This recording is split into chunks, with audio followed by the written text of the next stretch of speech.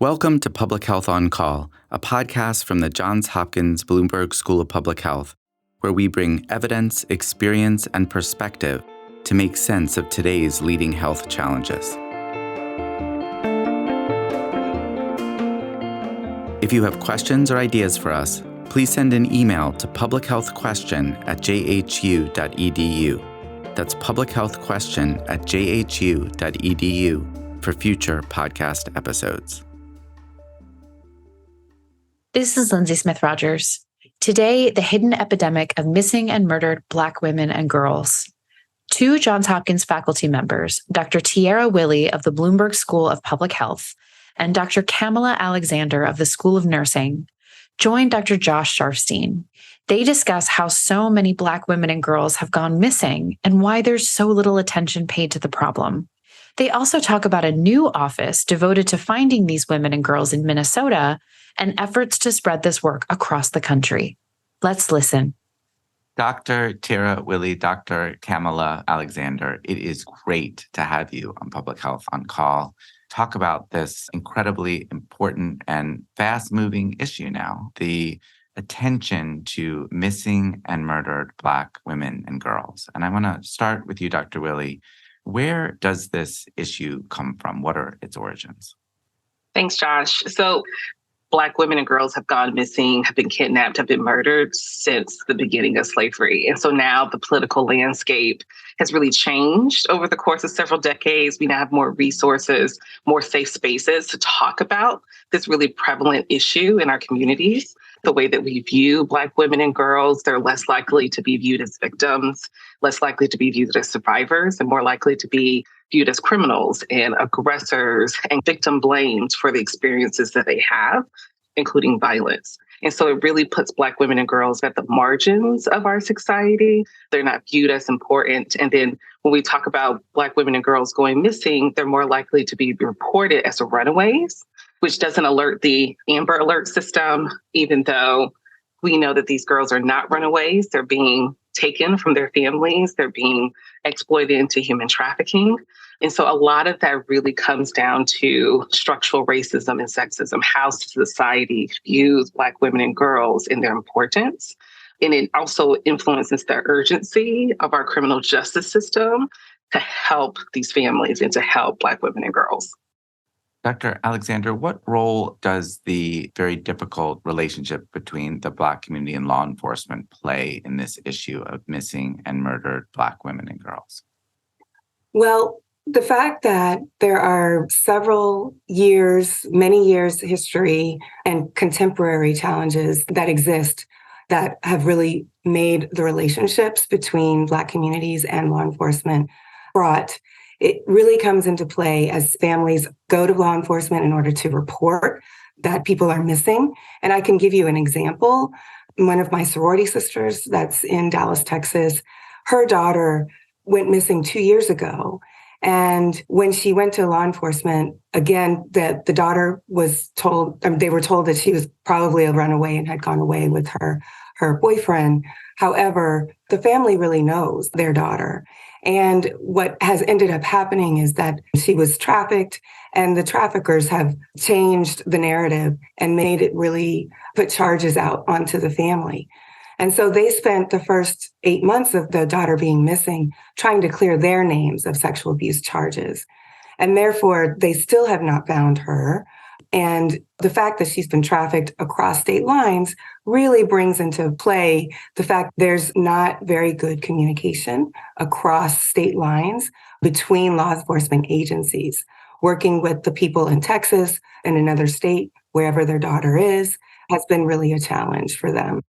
So in some cases, people are going to law enforcement, seeking help, and it is actually compounding the problem. Correct. And they're not believed. And then they become an invisible name. If law enforcement does not pursue the case or delays the pursuit of the case, then the family really is left to find their own ways of getting the word out there that their child is missing. Again, Amber Alerts don't come into play. The other really big issue is that because laws don't cover girls that are 18 or older, many traffickers are waiting until girls are 18 to take them. And therefore, there's even less urgency for trying to find them.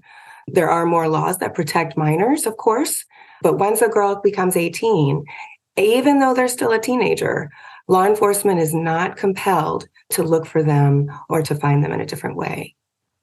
Dr. Willie, do we have a sense of how many people we're talking about affected by this?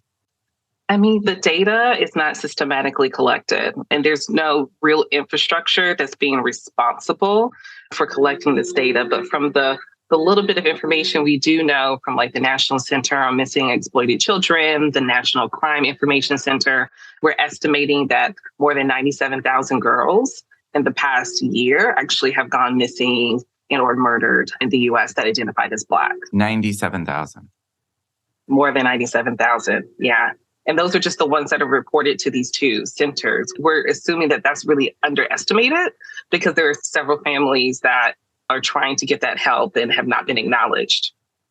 97,000 is really a staggering number. What percentage of all missing persons would that be?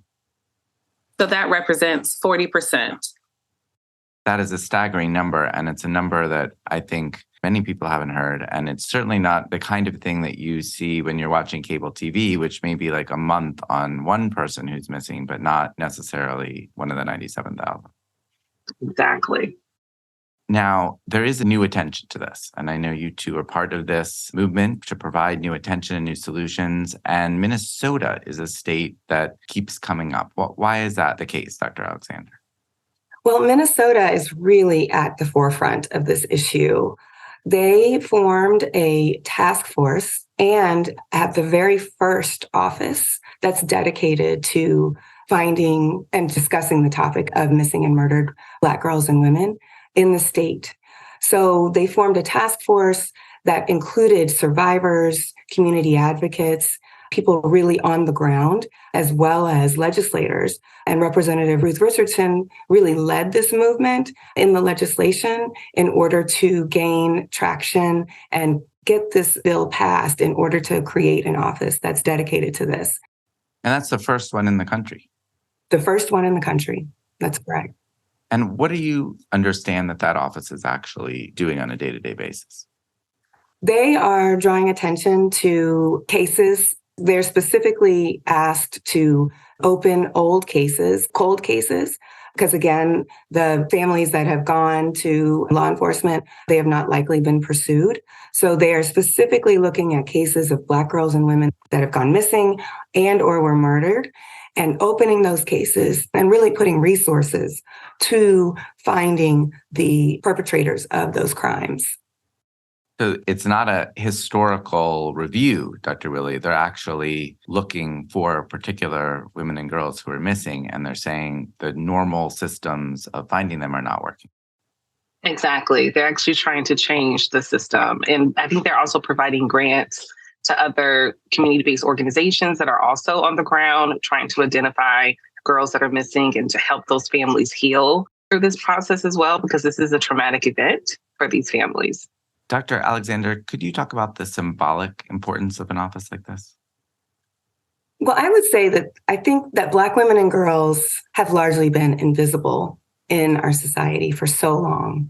So the fact that Minnesota has codified this issue and raised it to the level of putting funding behind it, putting other resources, raising attention and saying that Black women and girls matter, is something that's immeasurable. For Black women and girls that live in Minnesota, I can't imagine the feeling that they have knowing that the safety that comes with just knowing that there's a special office that could really be enacted if that were to happen.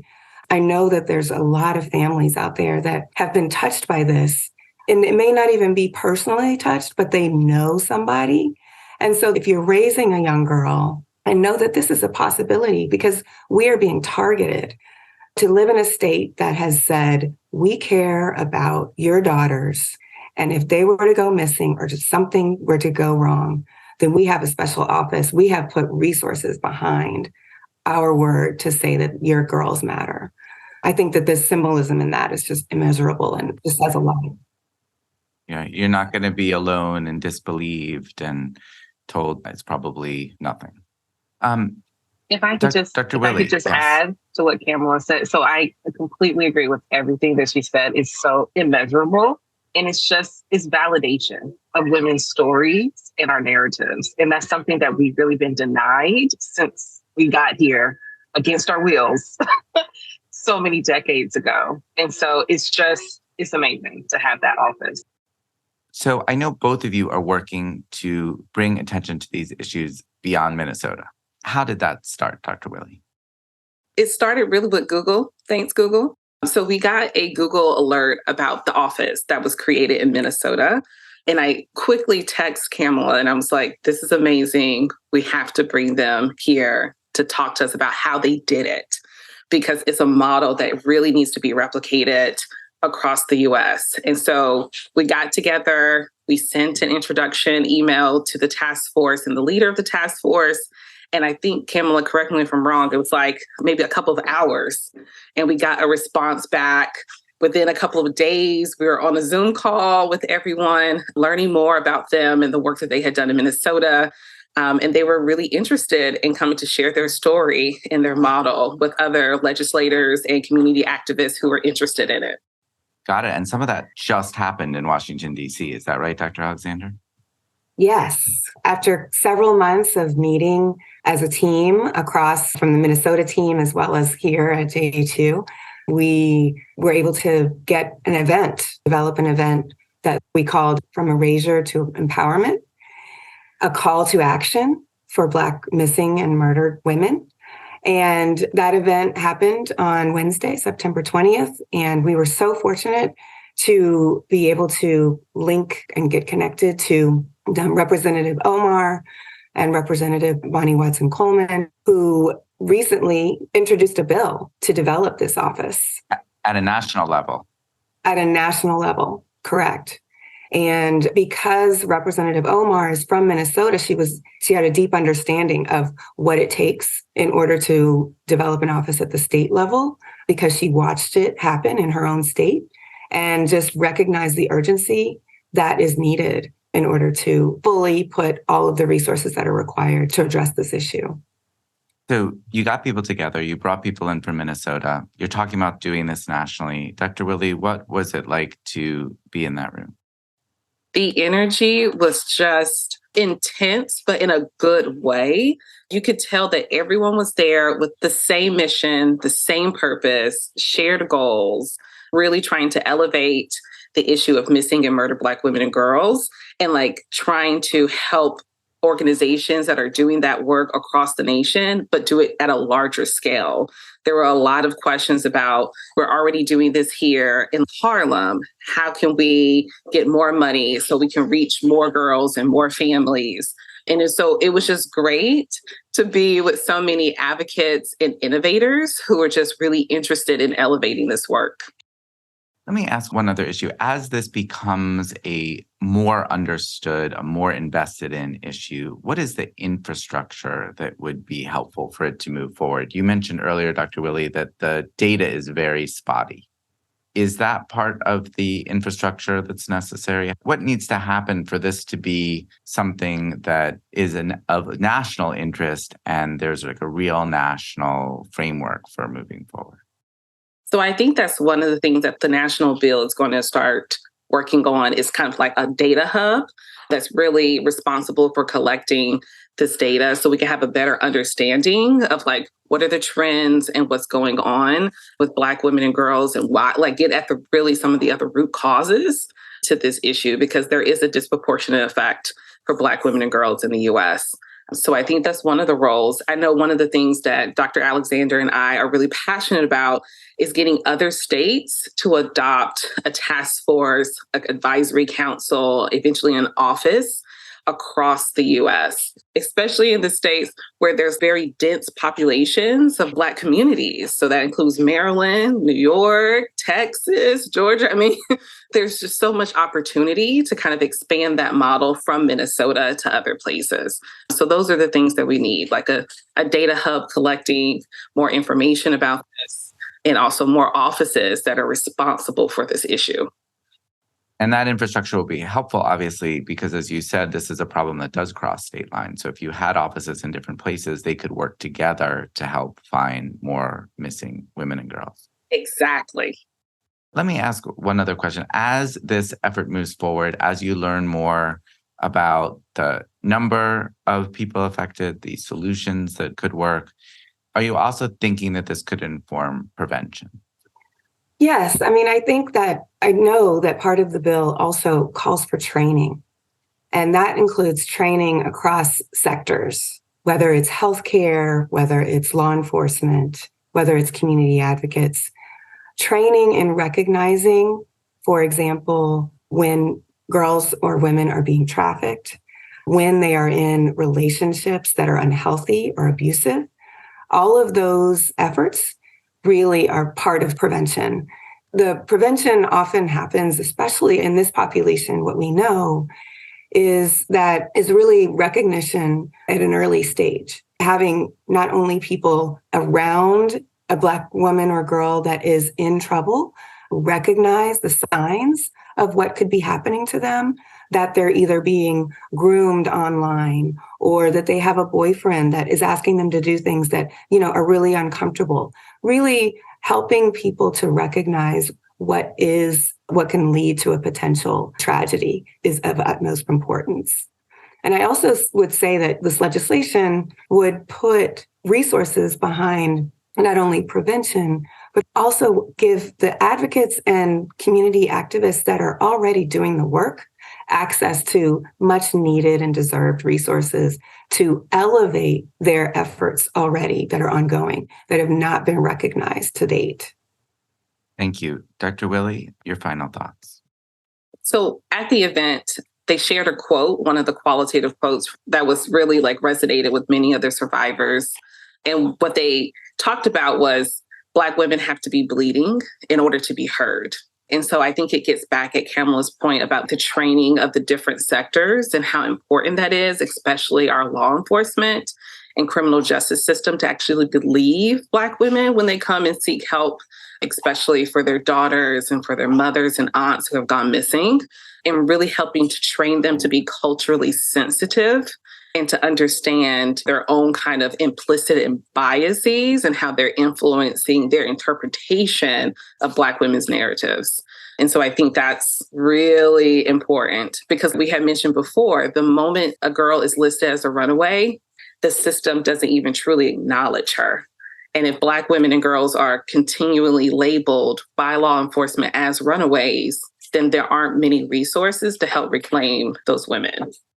Well, thank you very much, you both, not only for coming on the podcast, of course, but for your work in this area. It is an issue that is long overdue for attention, incredibly challenging, but as we've heard today, finally moving forward. Thank you so much. Thank you. Thank you.